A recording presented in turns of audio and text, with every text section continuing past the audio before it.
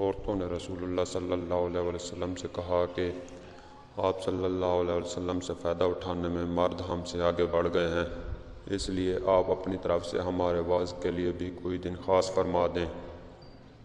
تو آپ صلی اللہ علیہ وسلم نے ان سے ایک دن کا وعدہ فرما لیا۔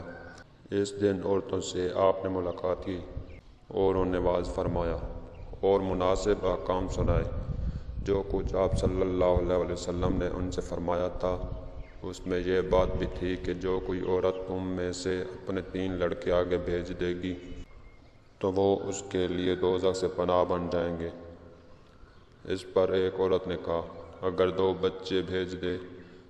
آپ نے فرمایا ہاں، اور 2 کا بھی یہ حکم ہے۔ انہوں نے فرمایا کہ ایسے 3 بچے جو ابھی بلوغت کو نہ پہنچے ہوں۔ رسول اللہ صلی اللہ علیہ وسلم کی بیوی حضرت عائشہ رضی اللہ عنہ جب کوئی ایسی بات سنتی جس کو سمجھ نہ پاتی تو دوبارہ اس کو معلوم کرتی تاکہ سمجھ لیں۔ چنانچہ ایک مرتبہ نبی کریم صلی اللہ علیہ وسلم نے فرمایا کہ جس سے حساب لیا گیا اسے عذاب کیا جائے گا۔ حضرت عائشہ رضی اللہ عنہ فرماتی ہیں کہ یہ سن کر میں نے کہا کہ کیا اللہ نے یہ نہیں فرمایا کہ ان قریب اس سے آسان حساب لیا جائے گا؟ رسول اللہ صلی اللہ علیہ وسلم نے فرمایا کہ یہ صرف اللہ کے دربار میں پیشی کا ذکر ہے، لیکن جس کے حساب میں جانچ پڑتال کی گئی سمجھو وہ غارت ہو گیا۔ ایک مرتبہ ابو بکر رضی اللہ عنہ نے رسول اللہ صلی اللہ علیہ وسلم کا ذکر کیا کہ آپ صلی اللہ علیہ وسلم نے یوں فرمایا تمہارے خون اور تمہارے مال۔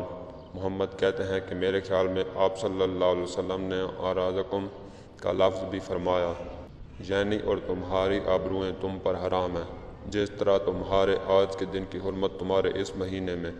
سن لو، یہ خبر حاضر غیب کو پہنچا دو۔ اور محمد راوی حدیث کہتے تھے کہ رسول اللہ صلی اللہ علیہ وسلم نے فرمایا، پھر دوبارہ فرمایا کہ کیا میں نے اللہ کا یہ حکم تم میں نہیں پہنچا دیا؟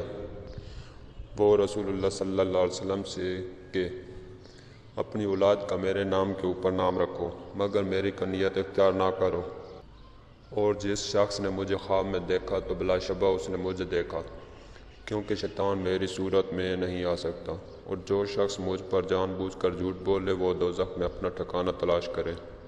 میں نے حضرت علی رضی اللہ عنہ سے پوچھا کہ کیا تمہارے پاس کوئی اور بھی کتاب ہے؟ انہوں نے فرمایا کہ نہیں، مگر اللہ کی کتاب قرآن ہے، یا پھر فہم ہے جو وہ ایک مسلمان کو عطا کرتا ہے، یا پھر جو کچھ اس صحیفے میں ہے۔ میں نے پوچھا اس صحیفے میں کیا ہے؟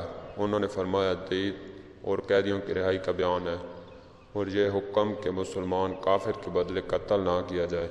میں نے حضرت ابو ہریرہ رضی اللہ عنہ کو کہتے ہوئے سنا کہ رسول اللہ صلی اللہ علیہ وسلم کے صحابہ میں عبداللہ بن عمر رضی اللہ عنہما کے علاوہ مجھ سے زیادہ کوئی حدیث بیان کرنے والا نہیں تھا، مگر وہ لکھ لیا کرتے تھے اور میں لکھتا نہیں تھا۔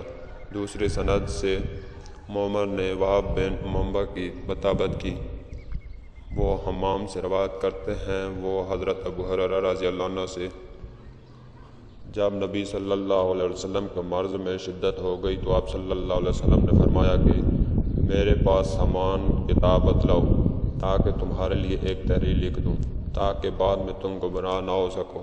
اس پر حضرت عمر رضی اللہ عنہ نے لوگوں سے کہا کہ اس وقت آپ صلی اللہ علیہ وسلم پر تکلیف کا غلبہ ہے، اور ہمارے پاس اللہ کی کتاب قرآن مجید ہے جو ہمیں ہدایت کے لیے کافی ہے۔ اس پر لوگوں کی رائے مختلف ہو گئی اور شور و غل زیادہ ہونے لگا۔ آپ صلی اللہ علیہ وسلم نے فرمایا میرے پاس سے اٹھ کھڑے ہو، میرے پاس جھگڑنا ٹھیک نہیں۔ اس پر ابن عباس رضی اللہ عنہ یہ کہتے ہوئے نکل آئے کہ بے شک مصیبت بڑی سخت مصیبت ہے، وہ چیز جو ہمارے اور رسول اللہ صلی اللہ علیہ وسلم کے اور آپ کی تحریر کے درمیان حائل ہو گئی۔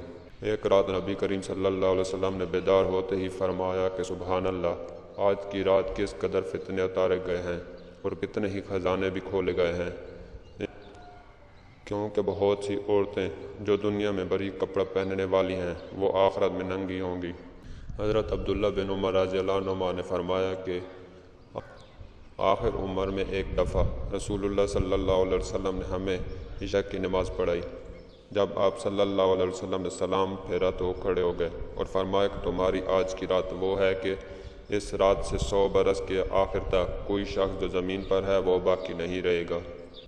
ایک رات میں نے اپنی خالہ میمونہ بنت الحارث رضی اللہ عنہ زوج نبی کریم صلی اللہ علیہ وسلم کے پاس گزاری۔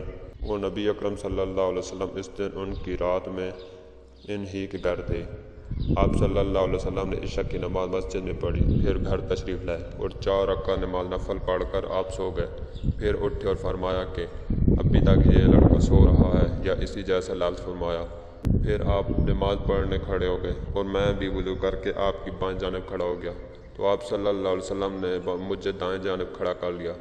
تب آپ صلی اللہ علیہ وسلم نے 5 رکعت پڑھی، پھر 2 پڑھی، پھر آپ صلی اللہ علیہ وسلم سو گئے، یہاں تک کہ میں نے آپ صلی اللہ علیہ وسلم کے خراٹے کی آواز سنی۔ پھر آپ کھڑے ہو کر نماز کے لیے باہر تشریف لے آئے۔